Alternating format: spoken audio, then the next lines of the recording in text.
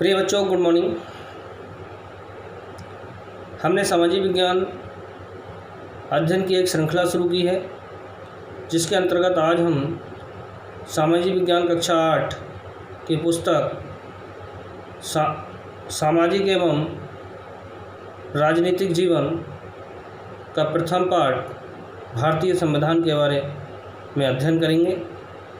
प्रिय बच्चों, इससे पूर्व कक्षाओं में हमने संविधान के कुछ तत्वों को, कुछ नियम, कुछ विषय वस्तु को समझा है। आज हम संविधान का विस्तार पूर्वक अध्ययन करेंगे। इस अध्ययन के लिए आज हम किसी खेल के माध्यम से समझने का प्रयास करेंगे। पुस्तक में फुटबॉल को लिया गया है, फुटबॉल के खेल के माध्यम से समझाया गया है। मैं साथ में एक खेल और ले लूँगा, जिसके लिए हम सभी क्षेत्र के निवासी देखते हैं या बच्चे, छोटे बच्चे खेलते भी हैं, फुटबॉल और वॉलीबॉल। तो प्रिय बच्चों, फुटबॉल में एक नियम होता है कि बॉल को पैरों से ही लगाना है, यानी कि बॉल को पैरों के द्वारा ही मारा जाएगा, पैरों से ही गोल कराया जाएगा। सारा काम उससे पैरों से होता है। एक उसमें एक ऐसा नियम है, यदि उसमें हाथ लग जाता है तो वो गलत माना जाता है, या इंग्लिश में फाउल कहते हैं, उस पर पेनल्टी होती है। बोनस पॉइंट विपक्षी पार्टी को, विपक्षी टीम को चला जाता है।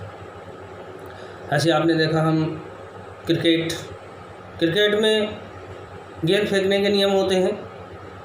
एक लाइन बनी होती है, उससे आगे जाकर गेंद फेंकता है बॉलर तो नो बॉल हो जाती है, या कंधे से ऊपर चली जाती है, बाउंस हो जाती है, या एक लाइनों के बीच से बाहर बॉल चली जाए तो उसको वाइड बॉल कहते हैं। तो इस प्रकार से कि हर चीज़ के नियम बने होते हैं। ऐसे ही प्रिय बच्चों, समाज को चलाने के लिए नियम बने होते हैं। ये नियम मौखिक और लिखित दोनों प्रकार से होते हैं।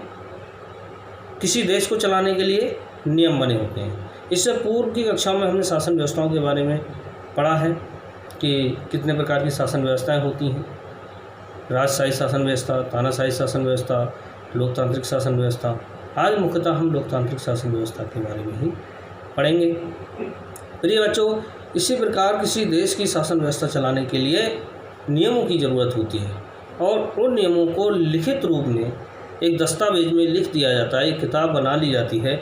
इस किताब को हम संविधान के नाम से जानते हैं। संविधान विधानों का इकट्ठा, यानी कि विधान माने कानून, कानूनों की पुस्तक। संविधान का अर्थ हुआ ऐसी पुस्तक जिसमें कानून लिखे हुए हैं कि आपने ये कार्य किया, इस कार्य के अंतर्गत ये कानून है, इस कानून के अंतर्गत ये दंड का प्रावधान है। सारी व्यवस्थाओं का उसमें उल्लेख होता है।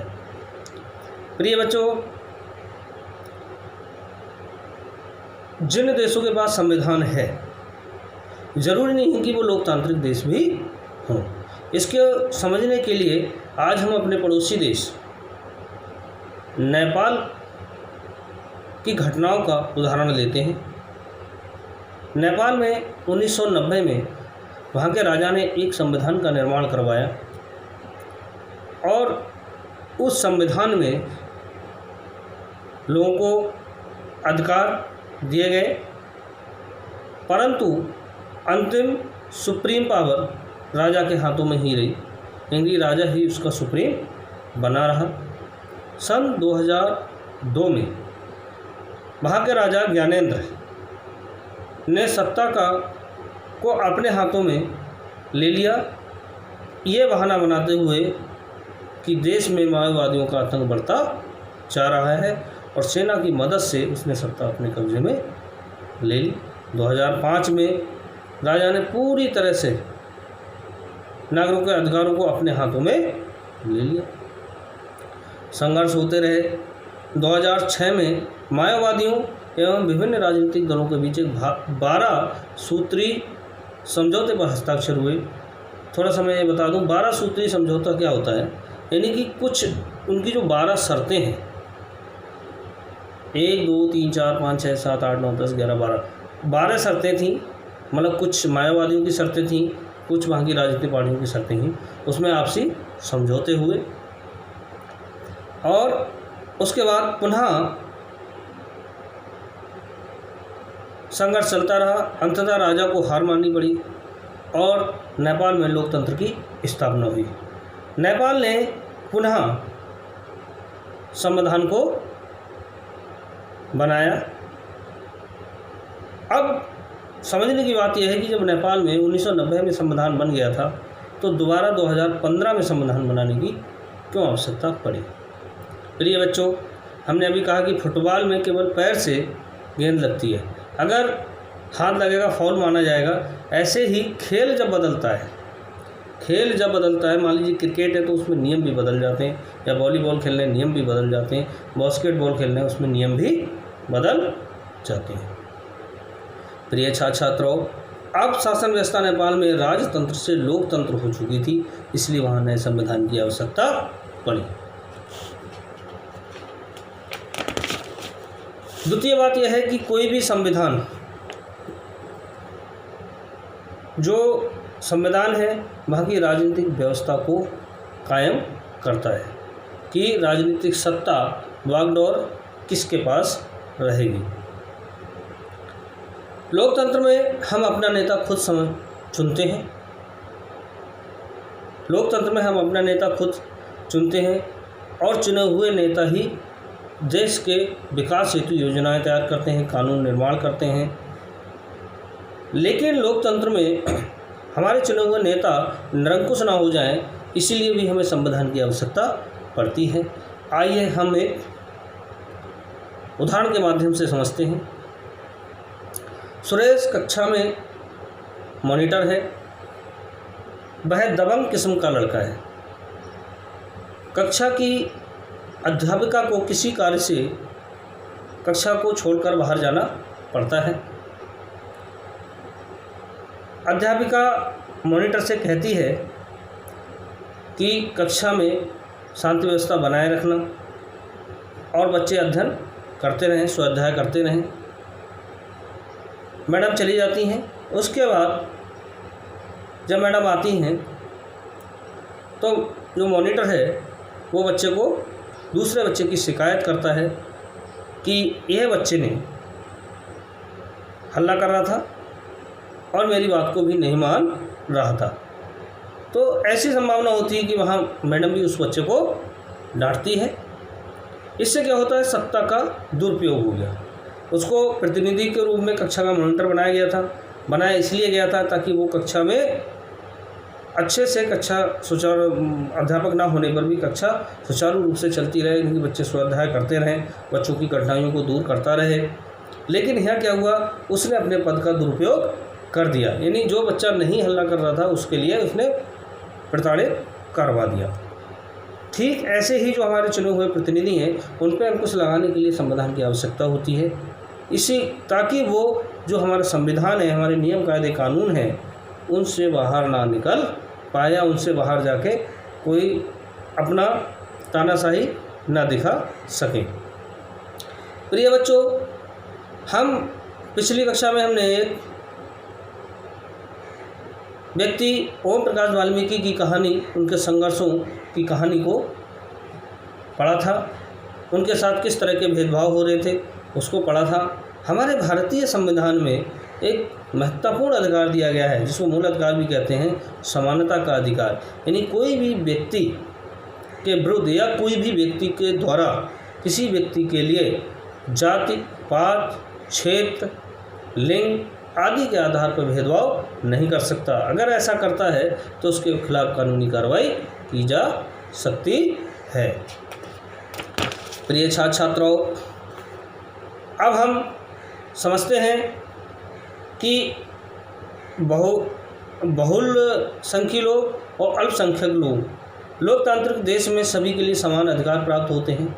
लेकिन चूंकि लोकतंत्र में वोट पड़ता है, चुनाव होते हैं, तो बहुसंख्यक लोग अल्पसंख्यकों पर किसी प्रकार का अत्याचार ना कर सकें या अपनी मनमानी ना कर सकें, इसके लिए भी संविधान में व्यवस्था होती है। आइए एक उदाहरण से समझते हैं। खेल की घंटी बजने वाली है, यानी खेल का पीरियड लगने वाला है। बालक और बालिका दोनों कक्षाओं में कक्षा में पढ़ते हैं। बालक कहते हैं आज हम क्रिकेट खेलेंगे और बालिका कहती है हम खेलेंगे बास्केटबॉल। वोटिंग होती है, हाथ वोटिंग का मतलब यहाँ पर मैडम ने कहा कि नहीं, यहाँ पर आप हाथ खड़ा करके बताइए कितने बच्चे ज़्यादा कौन सा खेल पसंद करते हैं। बच्चों ने हाथ खड़ा कर दिया। स्वाभाविक बात है, लड़कों की संख्या ज़्यादा है तो लड़के जीत जाएंगे। तो यहाँ लड़कियों को ये महसूस हुआ कि उनकी संख्या कम है और उन्हें इसीलिए हर बार लड़कों की मनमानी शुरू हो जाती है। प्रिय बच्चों, ये हमारी शासन व्यवस्था में होता है। अगर बहुसंख्यकों के लिए सुरक्षित कानून निर्माण नहीं किया जाएगा या पिछड़ों के लिए सुरक्षित कानून निर्माण नहीं किया जाएगा तो इनके साथ ऐसी भेदभाव हो सकता है। तो इसके लिए हमारे संविधान में भी व्यवस्था की गई है। उनके लिए आरक्षित पद दिए गए हैं, चाहे वो लोकसभा हो, चाहे विधानसभा हो, चाहे पंचायती राज हो, महिलाओं के लिए हो या अनुसूचित जाति जनजाति के लिए हो या अल्पसंख्यकों के लिए हो। इसके लिए व्यवस्था की जाती है ताकि उनके हितों का संरक्षण हो सके। प्रिय बच्चों, तीसरी बात है हमें संविधान और क्यों होना चाहिए। संविधान इसलिए भी होना चाहिए ताकि हम कोई भी व्यक्ति अपने पद का दुरुपयोग ना कर सके। उसके पद के अनुसार उसकी सीमा का निर्धारण होना चाहिए। यहाँ एक और उदाहरण से समझते हैं। एक लड़की है शबनम, उसका कल पेपर है लेकिन उसका मनपसंद सीरियल भी आ रहा है। अब मनपसंद सीरियल आ रहा है, उसकी माँ ने पूछा बेटा तू क्यों परेशान है। उसने कहा सीरियल देखने का मन कर रहा है लेकिन कल मेरा एग्ज़ाम है। तो उसने कहा क्या सलूशन हो सकता है। मिल बैठ के बात करने वाली बात आई। उन्होंने अपने माता पिता से एक निवेदन किया कि अगर यदि आप भी ना देखें तो मेरा मन भी नहीं करेगा और मैं पढ़ाई कर लूँगी। अगले दिन जो उसने अध्यापन किया मतलब अध्ययन किया, उस अध्ययन के से बहुत सारे उसको पेपर में क्वेश्चंस मिल गए और लड़की ने सब हल कर दिए, बड़ा खुश हो गई। तो इससे क्या है, मिलजुल कर भी ये चीज़ें हम निपटा सकते हैं। प्रिय बच्चों, वीडियो लंबी हो जाती है इसलिए आज हम इस पाठ का यहीं तक विषय वस्तु का अध्ययन करेंगे। अगली वीडियो में मैं भारतीय संविधान के मुख्य लक्षणों पर अध्यापन करेंगे। हम भारतीय संविधान के मुख्य लक्षणों पर अध्यापन करेंगे। प्रिय बच्चों, वीडियो को अच्छे से देखें, बार बार देखें। फिर भी कोई विषय वस्तु अगर समझ में ना आए तो आप मेरे से संपर्क कर सकते हैं। मेरा नंबर है 9759223819। और यदि विषय वस्तु आपको अच्छी लगती है, वीडियो आपको अच्छा लगता है तो इस वीडियो को ज़्यादा से ज़्यादा अपने मित्रों में शेयर करें ताकि उन बच्चों को भी इस वीडियो का लाभ मिल सके। चैनल को सब्सक्राइब कर लें ताकि मैं कोई वीडियो अपलोड करता हूं तो उसकी सूचना तुरंत आप तक पहुंच सके। प्रिय बच्चों, अपने माता पिता की सदैव आज्ञा का पालन करें। इन्हीं शब्दों के साथ आपका बहुत बहुत धन्यवाद।